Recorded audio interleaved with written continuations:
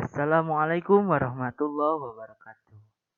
Bertemu lagi dengan Bapak dalam pembelajaran bahasa Indonesia. Bagaimana kabarnya hari ini anak-anak? Apakah sehat?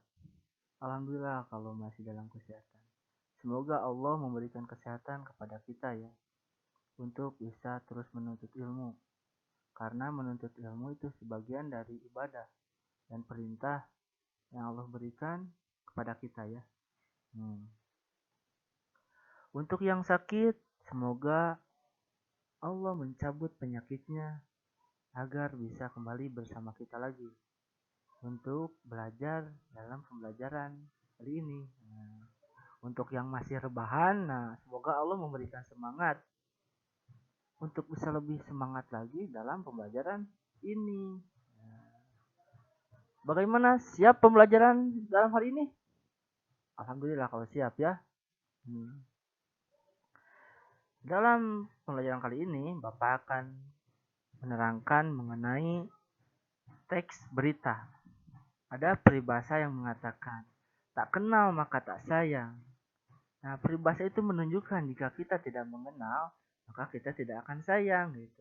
Nah, sayang ini definisinya itu ialah mengingat dan menyayangi. Nah, bagaimana sih kita menyayangi itu atau mengenal bahasa Indonesia ini, terkhususnya teks berita ini? Nah, caranya kita itu harus berkenalan terlebih dahulu. Nah, kita tahu ya teks berita itu seperti apa. Kadang suka ada tuh di TV atau di koran-koran itu berita ya. Nah, kita akan mengenal lebih dalam gitu teks berita ini. Sebelum kita memulai pembelajaran, kita berdoa terlebih dahulu ya. Berdoa dalam hati mulai.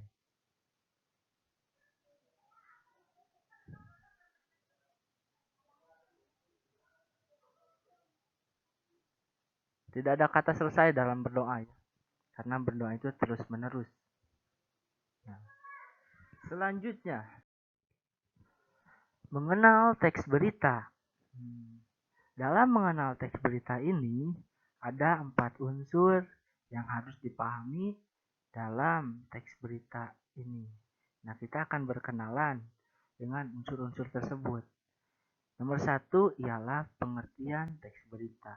Nomor 2 ialah ciri-ciri teks berita.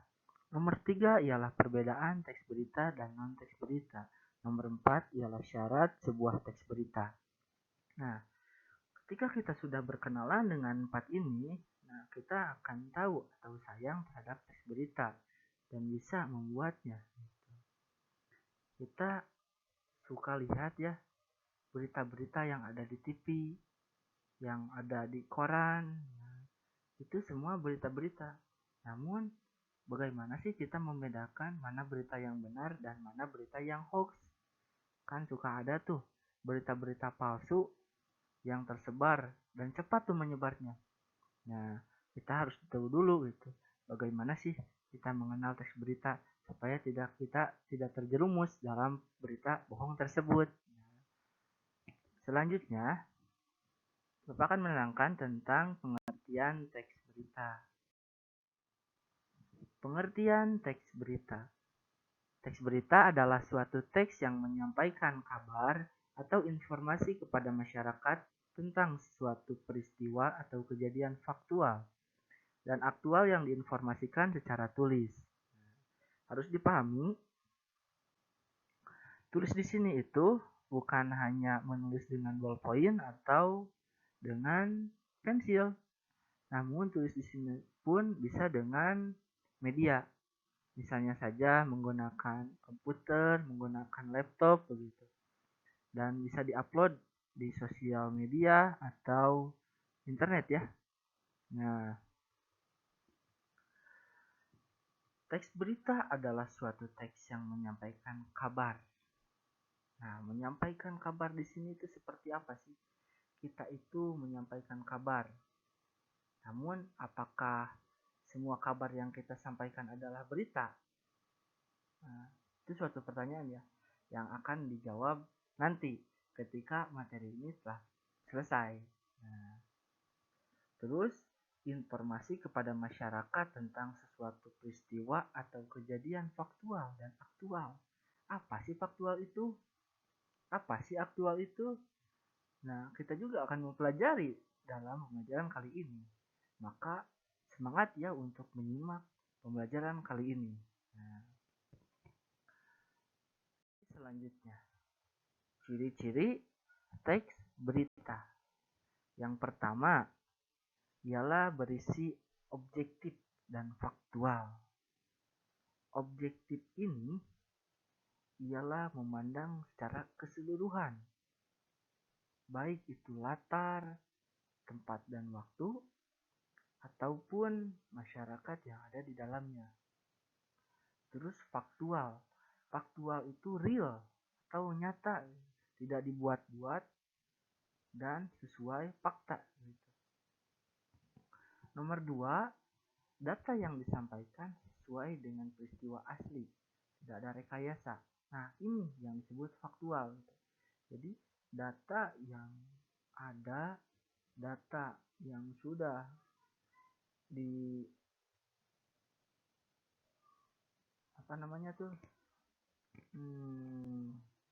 didesain sedemikian rupa untuk menjadikan suatu berita yang konkret gitu. Maka akan terjadinya ciptaan teks berita. Nomor 3, menyajikan peristiwa yang sedang terjadi. Nah, yang sedang terjadi ini biasanya itu dalam hal langsung gitu. Jadi ketika terjadi, langsung diberitakan. Tidak lagi ketika berita itu udah lama, terus kita beritakan, nah itu berita lama disebutnya ya. Nah, menyajikan peristiwa yang sedang terjadi ini untuk kategori berita yang langsung, bukan berita yang kemarin-kemarin. Misalnya saja seperti sekarang kan COVID-19 ya.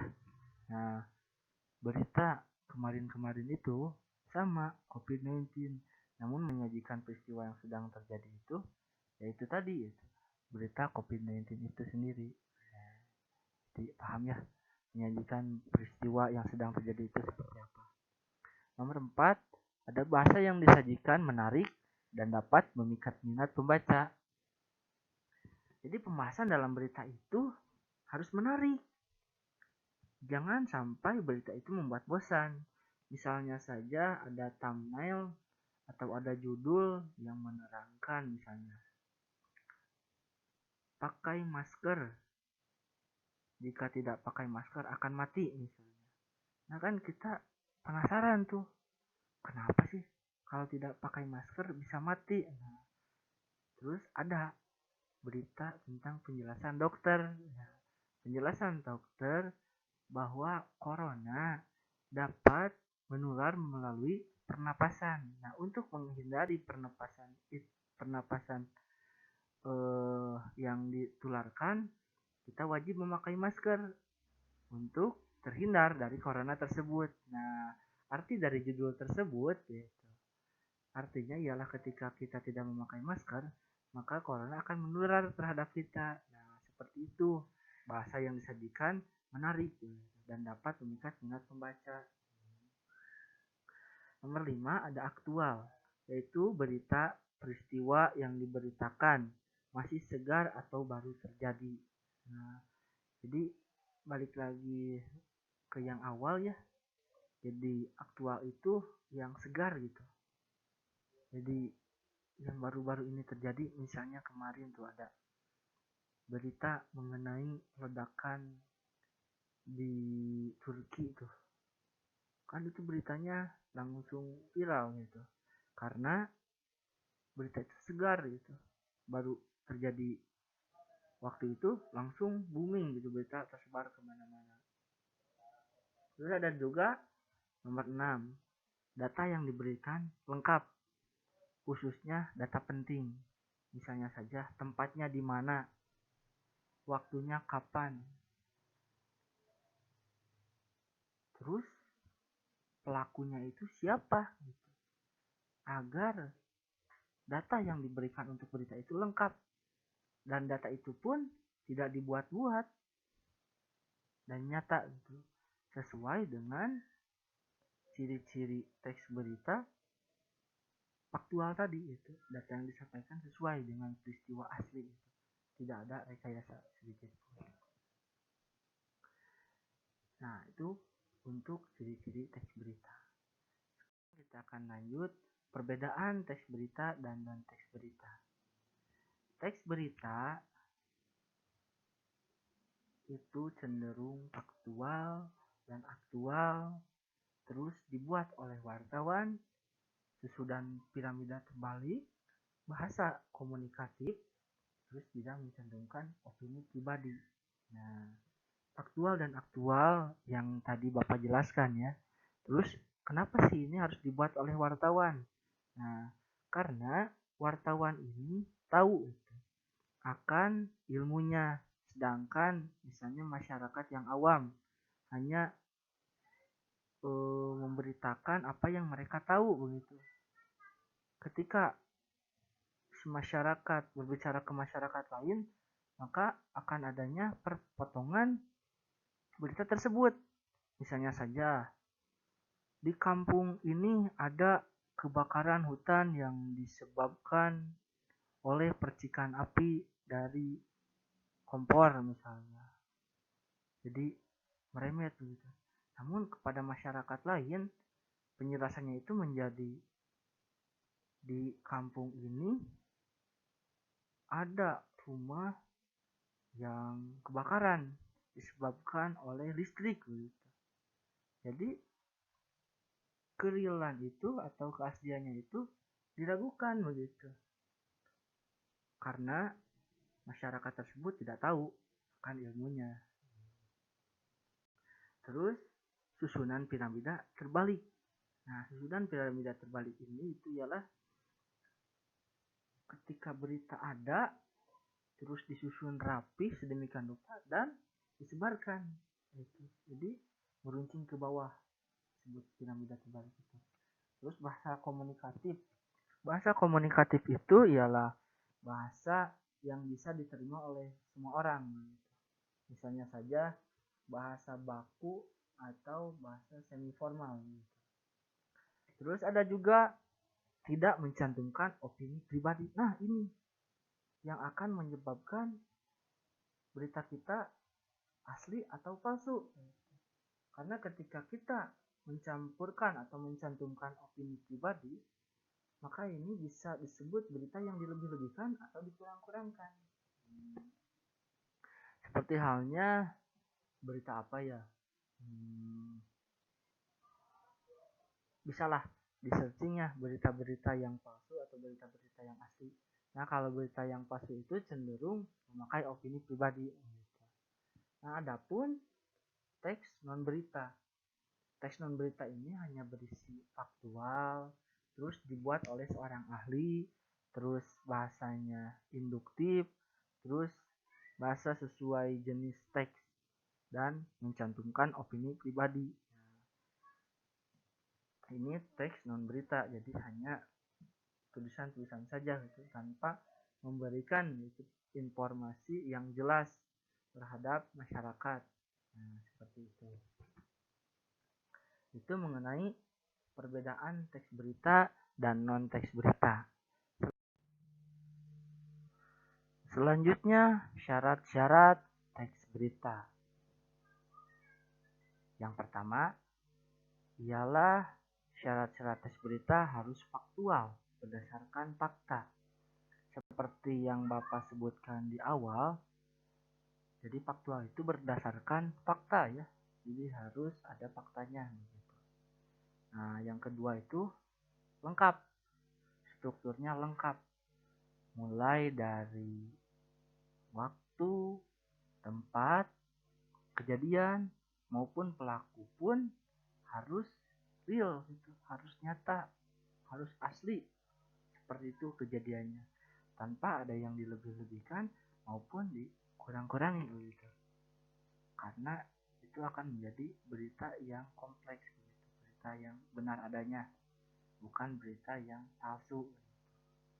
Nah, nomor 3 ada aktual, masih baru. Nah, harus kita pahami masih baru ini bukan berarti beritanya pas muncul harus langsung jadi berita begitu. Namun bisa saja berita yang sudah lama disebut baru itu karena sampai sekarang pun masih terjadi. Misalnya sekarang pandemi COVID-19. COVID-19 ini sudah ada pada bulan Maret, sedangkan sekarang sudah bulan Agustus ya. Nah, itu berjarak berapa bulan, tapi sampai sekarang masih ada itu berita itu. Dan terus update begitu. Korbannya, siapa yang masih sakit, siapa yang sudah sembuh, dan yang dinyatakan positif atau negatif. Nah, seperti itulah berita-berita tentang COVID itu ya.